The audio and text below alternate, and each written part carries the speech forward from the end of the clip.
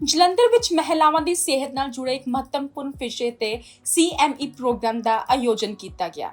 ਇਹ ਪ੍ਰੋਗਰਾਮ ਨੀਮਾ women's form ਵੱਲੋਂ ਜਲੰਧਰ ਵਿੱਚ ਕਰਵਾਇਆ ਗਿਆ, ਜਿਸ ਵਿੱਚ ਡਾਕਟਰ ਤੇ ਸਿਹਤ ਮਾਹਿਰਾਂ ਨੂੰ ਸ਼ਾਮਿਲ ਹੋਣ ਦਾ ਸੱਦਾ ਵੀ ਦਿੱਤਾ ਗਿਆ।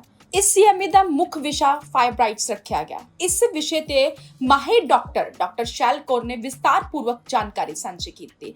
ਇਸ ਦੌਰਾਨ ਮਹਿਲਾਵਾਂ ਵਿੱਚ ਵੱਧ ਰਹੀਆਂ ਇਨ੍ਹਾਂ ਸਿਹਤ ਸਮੱਸਿਆਵਾਂ ਦੇ ਕਾਰਨ, ਲੱਛਣ, ਜਾਂਚ ਅਤੇ ਇਲਾਜ ਅਤੇ ਨਵੀਆਂ ਮੈਡੀਕਲ ਤਕਨੀਕਾਂ ਬਾਰੇ ਵੀ ਚਰਚਾ ਕੀਤੀ ਗਈ। ਇਸ ਸਮਾਗਮ ਦੀ ਅਗਵਾਈ ਨੀਮਾ ਵੂਮਨਸ ਫੋਰਮ ਜਲੰਧਰ ਦੇ ਪ੍ਰਧਾਨ ਡਾਕਟਰ ਰੀਨਾ ਕੱਕੜ, ਸਕੱਤਰ ਡਾਕਟਰ ਵਨੀਤਾ ਗੋਸਵਾਮੀ ਅਤੇ ਖਜ਼ਾਨਚੀ ਡਾਕਟਰ ਵੰਦਨਾ ਯਸ਼ ਵੱਲੋਂ ਕੀਤੀ ਗਈ। ਆਯੋਜਕਾਂ ਨੇ ਜਲੰਧਰ ਅਤੇ ਆਸ-ਪਾਸ ਦੇ ਸਾਰੇ ਗਾਇਨੋਕੋਲੋਜਿਸਟ, ਮੈਡੀਕਲ ਪ੍ਰੋਫੈਸ਼ਨ ਅਤੇ ਸਿਹਤ ਖੇਤਰ ਨਾਲ ਜੁੜੇ ਵਿਅਕਤੀਆਂ ਨੂੰ ਇਸ CME ਵਿੱਚ ਸ਼ਾਮਿਲ ਹੋਣ ਦੀ ਅਪੀਲ ਕੀਤੀ ਤਾਂ ਜੋ ਮਹਿਲਾਵਾਂ ਦੀ ਸਿਹਤ ਨਾਲ ਸੰਬੰਧਿਤ ਜਾਣਕਾਰੀ ਅਤੇ ਇਲਾਜ ਦੇ ਆਧੁਨਿਕ ਤਰੀਕਿਆਂ ਬਾਰੇ ਵਿਸਤਾਰ ਨਾਲ जानकारी हासिल की जाए। आज का इवेंट जो फीमेल हेल्थ के रिगार्डिंग था, उसके लिए आप क्या बोलना चाहोगे?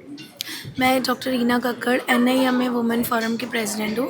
आज यहाँ पे हमने फ़ीमेल हेल्थ इश्यूज़ जो एंडोमेट्रोसिस और फाइब्रॉइड्स बहुत ही कॉमन डिजीज़ है, उसके बारे में हमने डिस्कशन की।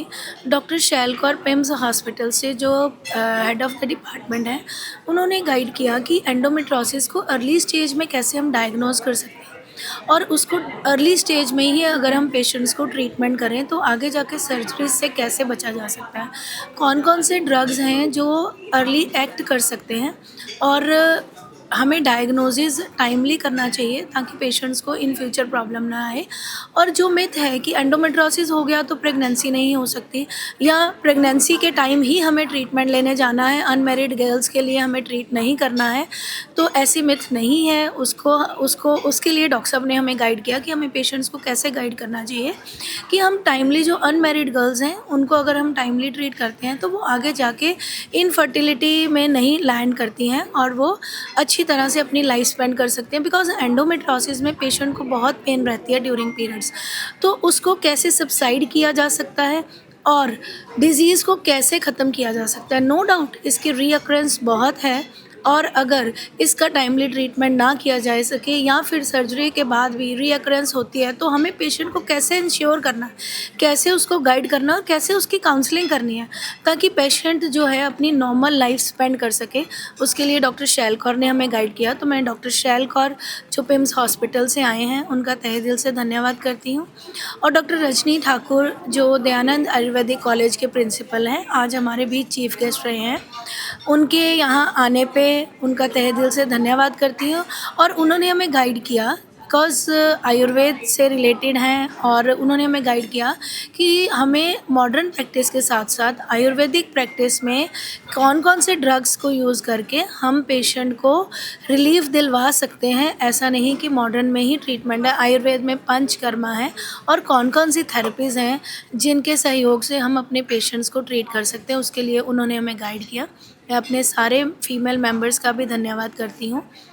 कल से 1 अगस्त से लेकर 7 अगस्त तक ब्रेस्ट फीडिंग वीक है, उसके लिए आज हमने एक बैनर रिलीज़ किया और सारे अपने फ़ीमेल मेंबर्स को हमने ये एक दिया है पोस्टर जो अपने क्लिनिक पे वो लगाएं और अपने जितने भी पेशेंट्स आते हैं उनको गाइड करें कि ब्रेस्ट फीडिंग बहुत ही इम्पॉर्टेंट है। हमें जितनी भी डिलीवरीज़ के बाद फीमेल्स हैं, बिकॉज़ आजकल यंग जनरेशन है, मॉडर्न जनरेशन है, वो ब्रेस्ट फीडिंग कराना पसंद नहीं करती हैं। वो सोचते हैं कि अगर ब्रेस्ट फीडिंग कराएंगे तो हमारी जो शेप है बॉडी की वो ख़राब हो जाएगी। ऐसा नहीं है। तो अपने पेशेंट्स को सारी हमारी female doctors during this week guide करें कि ब्रेस्ट फीडिंग की इम्पॉर्टेंस क्या है। बच्चों को ब्रेस्ट फीडिंग कराने से उनके जो मेंटल स्टेटस है उस पे इफ़ेक्ट पड़ता है, बच्चों का ब्रेन शार्प होता है और इसमें कोई कॉस्ट नहीं लगती है। रादर जो फीमेल्स हैं उनमें कैंसर के चांसेस जो वो कम हो जाते हैं। तो इसके लिए हमने अपने ये इस पोस्टर के माध्यम से हम अपने मेंबर्स को, अपने पेशेंट्स को गाइड करेंगे। तो आज हमने ये पोस्टर भी रिलीज़ किया है, तो इसके लिए भी मैं अपने सारे मेंबर्स और अपनी सारी नीमा वुमेन फोरम टीम का धन्यवाद करती हूँ। Thank you. मैं doctor Rajni Thakur, principal Dayanand Ayurvedic college. मैं आज यहाँ पे आमंत्रित थी और मुझे यहाँ के अच्छा लगा क्योंकि ये एक नीमा का एक स्टेप है कि कॉन्टिन्यूस मेडिकल एजुकेशन हम अपडेट होते रहें। जो भी कुछ नया आ रहा है हमें उसकी जानकारी होनी चाहिए ताकि हम पीछे ना रह जाए और समय के साथ आगे बढ़ें। और आज का जो विषय था वो फीमेल्स के लिए था क्योंकि फीमेल्स की ये सबसे कॉमन प्रॉब्लम है और फीमेल्स अपनी कई प्रॉब्लम्स को छुपाती हैं, जिनमें से एक ये भी है कि पीरियड्स का पेनफुल होना या पीरियड जो है वो ज़्यादा आना या कम आना या प्रेगनेंसी ना होना। तो ये सारी समस्याएं हैं जिनके लिए उनका कई बार उनकी फैमिली भी सफ़र करती है, वो साइकोलॉजिकली भी सफ़र करती हैं, स्ट्रेस में जाती हैं और कई बार इसमें डाइवर्स के भी कारण आ जाते हैं।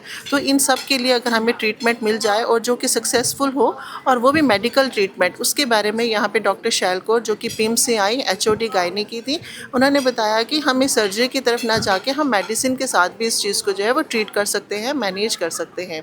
और मैं आयुर्वेदिक फील्ड की तरफ से होने के कारण मैं ये भी कहूँगी कि हम इसमें आयुर्वेद को भी इनकॉर्पोरेट करें क्योंकि आज के टाइम में हमें आयुर्वेद को हम देख रहे हैं बहुत ऊंचाइयों में जा रहा है और जो भी हर्ब्स हैं जिनका कोई साइड इफ़ेक्ट नहीं है वो थोड़ा सा समय लेती हैं लेकिन वो हमें कई बार ट्रीटमेंट कंप्लीट 100% देती हैं। तो उसके लिए भी मैंने इनको थोड़ा जागृत किया है या इनको एक एडवाइस दिया है मैंने कि आप उसकी तरफ भी देखें और उसको भी आप अपनाएं ताकि हमारा पेशेंट जो है वो परमानेंट उसको रिलीफ मिले और उसको किसी भी तरीके का साइड इफ़ेक्ट या उसकी बॉडी में किसी भी तरीके का नुकसान ना हो। जो औरतें निगलेक्ट करती हैं, सो उसके बारे में क्या बोलोगे? देखिए कुछ जैसे पेन हम सोचते हैं कि पीरियड्स के टाइम पे बहुत नॉर्मल चीज़ हैं या पीरियड्स के टाइम पे दिक्कतें आनी तो एक नॉर्मल चीज़ है, सब लोग समझाते कि ये तो होते ही हैं।